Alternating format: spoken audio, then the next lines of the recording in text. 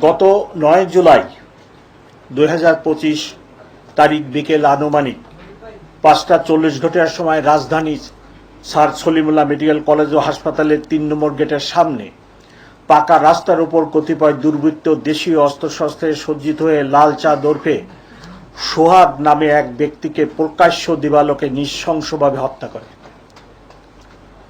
আমরা এই ঘটনায় মর্মাহত ও নিহতের পরিবারের প্রতি গভীর সমবেদনা জ্ঞাপন করছি। ঘটনা চলাকালীন সময়ে 999-এর মাধ্যমে চকবাজার থানার ভারপ্রাপ্ত কর্মকর্তা ঘটনার সংবাদ পাওয়ার সাথে সাথে বিষয়টি চকবাজার পুলিশ ফাঁড়িকে অবহিত করলে চকবাজার পুলিশ ফাঁড়ির ইনচার্জ সাব ইন্সপেক্টর সরোয়ার কয়েক মিনিটের মধ্যে ঘটনাস্থলে পৌঁছে। সেখানে গিয়ে পুলিশ দেখতে পায় অভিযুক্তরা একটা মবের পরিবেশ তৈরির চেষ্টা করছে। চাঁদাবাজদের জায়গা নাই, ব্যবসায়ীদের ভয় নাই, এরকম স্লোগান দিচ্ছে। এই অবস্থায় চকবাজার থানা পুলিশ ফাঁড়ি ইনচার্জ সাব ইন্সপেক্টর সরোয়ার ঘটনাস্থল থেকে সন্দিগ্ধ মাহমুদুল হাসান মহিন এবং ঘটনাস্থলের পার্শ্ববর্তী এলাকা থেকে রবিন নামে অপর একজনকে গ্রেপ্তার করে। পরবর্তীতে প্রত্যক্ষদর্শীদের বর্ণনা ও ঘটনাস্থলের সিসিটিভি ফুটেজ বিশ্লেষণ করে আরও 7 জনকে গ্রেপ্তার করা হয়।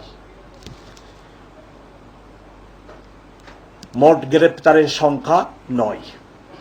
উল্লেখ্য যে ভিকটিম সোহাগকে উপর্যুপরি পাথর নিক্ষেপ করা ব্যক্তিকে চিহ্নিত করা গেলেও সেই সময় তার পরিচয় শনাক্ত করা যায়নি।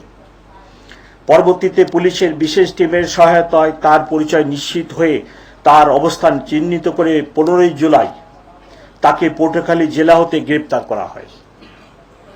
প্রাথমিক জিজ্ঞাসাবাদে জানা যায় তার নাম মোহাম্মদ রিজওয়ান উদ্দিন অভি, বাবার নাম মনোরঞ্জন বসু, মাতার নাম বিউটি দেব মিলা এবং সে একজন ধর্মান্তরিত মুসলিম।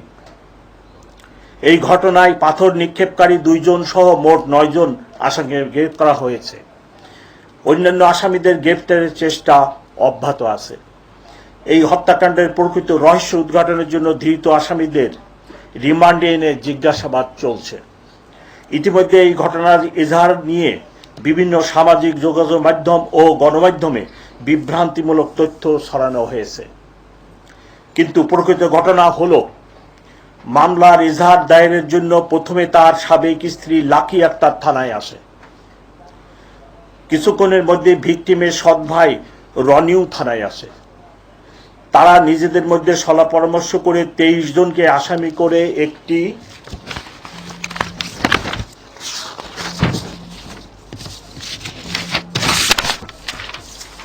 খসড়া এজাহার প্রস্তুত করে। এরই মধ্যে ভিকটিমের আপন বড় বোন মঞ্জু আরা বেগম, বর্তমানে মামলার বাদীনি, থানায় এসে এজাহার দাখিলের আগ্রহ প্রকাশ করে। তখন তার সামনে পূর্বের খসড়া এজাহার উপস্থাপন করা হয়। এ সময় বাদীনির মেয়ে উক্ত খসড়া এজাহারের ছবি তুলে রাখে, যা পরবর্তীতে সোশ্যাল মিডিয়ায় ছড়িয়ে পড়ে। ভিকটিমের বোন মঞ্জু আরা বেগম উক্ত খসড়া এজাহার থেকে 5 জনের নাম বাদ দিয়ে নতুন করে আরও 1 জনের নাম সংযোজন করত মোট 19 জনকে আসামি করে এজাহার দাখিল করে। তার লিখিত এজাহারের ভিত্তিতে কোতোয়ালি থানায় নিয়মিত মামলা নম্বর 7 রুজু করা হয় চলতি মাস। উল্লেখ্য যে কোনো ঘটনার এজাহার একটি প্রাথমিক তথ্য বিবরণী মাত্র। এজাহারে উল্লিখিত ঘটনা তদন্ত সাপেক্ষে প্রয়োজনীয় সাক্ষ্য প্রমাণের ভিত্তিতে বিজ্ঞ আদালতে পুলিশ প্রতিবেদন দাখিল করে।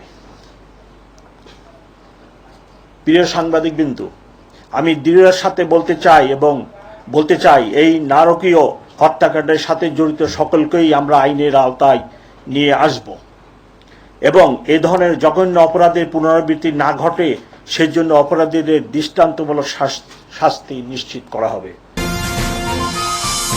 কেটিভি বাংলা, বিশ্বের চোখে বাংলাদেশ।